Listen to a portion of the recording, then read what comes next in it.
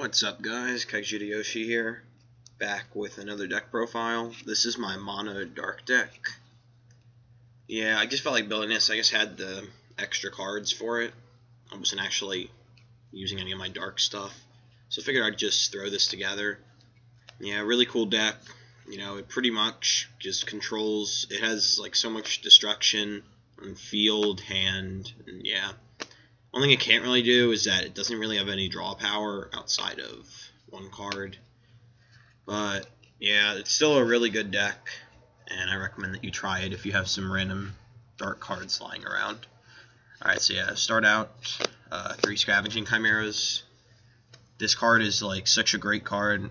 Of course, you're running it in here because it's mono dark, and you know, if you're running a mono color deck, you should probably run the card that supports it. Yeah, this basically turns your graveyard into like a little toolbox. You know, it's late game. This card can really help you when you can just go, you know, if you have a Hydra Medusa but you don't have a Chimera, you can return a Chimera to your hand. And yeah, obviously you could just, you know, play it on this, but sometimes, you know, you might want to do something different, like add back a Screeching Scaradorable, so then next turn you could do something like drop Screeching, drop Hydra. There's a lot of just interesting plays you can do with this. And even on turn 2, it could still be really good. You just drop it, and it's a 3k beater. And there's not that much that people can do to that. You can get over stuff like Seneschals and, you know, even stuff like Giga Stands, you know, if you're playing versus other dark decks. Just a really good card overall. Speaking of Giga Stand, I run 3 of them. Basically, you just discard cards. That's pretty much what Darkness does. This card's great. It's Chimera. And yeah, you have to run blockers. I'm running 5. I've got 3 Dream Pirates and 2 Scaradorable Gloom Hollow.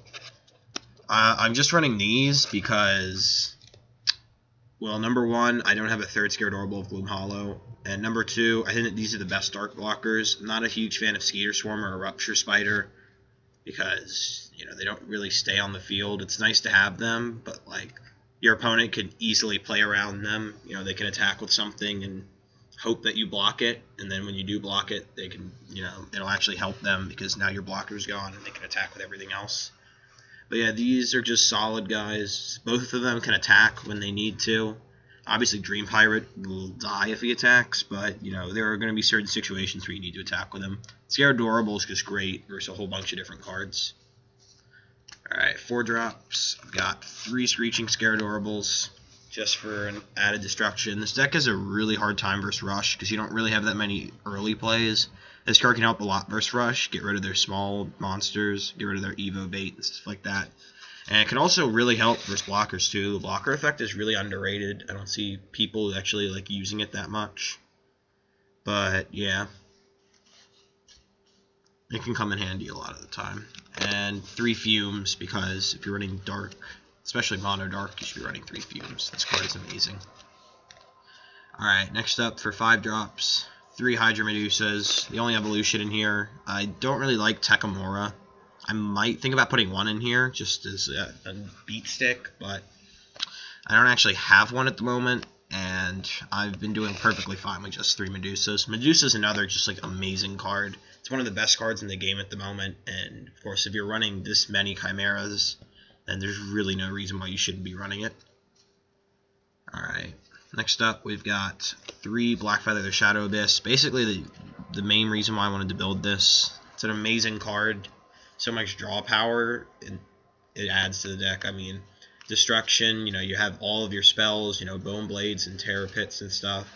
You know, you have stuff like Hydra Medusa and Screeching Scaradorable that can destroy stuff.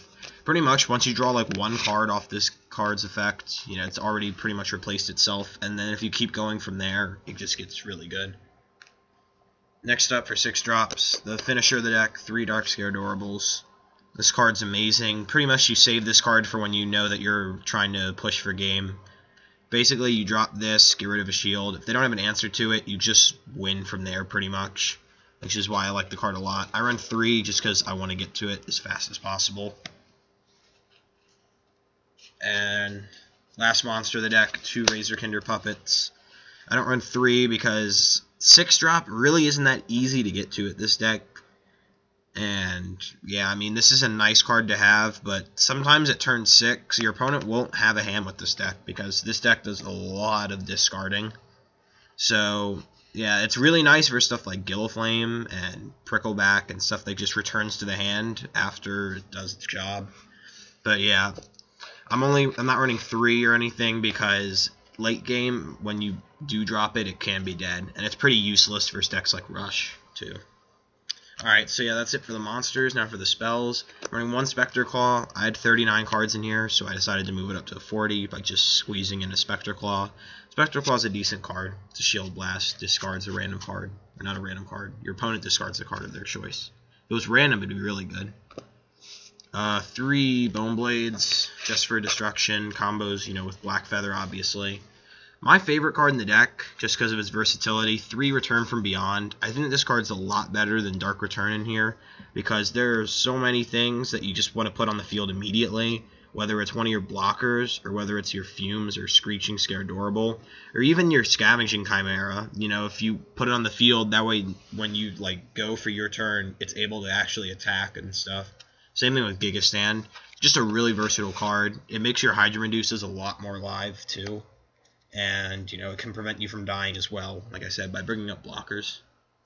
Next up, I've got 2 Death Smokes to help with Black Feather, and it's just added destruction, which can be really helpful in certain situations. I'm not really a huge fan of this card, because it's not that good against evolutions, because they're pretty much always going to be tapped. But yeah, there's really no better replacement for this yet. But once like new sets come out, this will definitely be like the first card I would drop in here. And last but not least, 3 Terror Pits, because you're running Dark, and you need, once again, destruction for Black Feather, the Shadow Abyss. So yeah, that's all for this deck.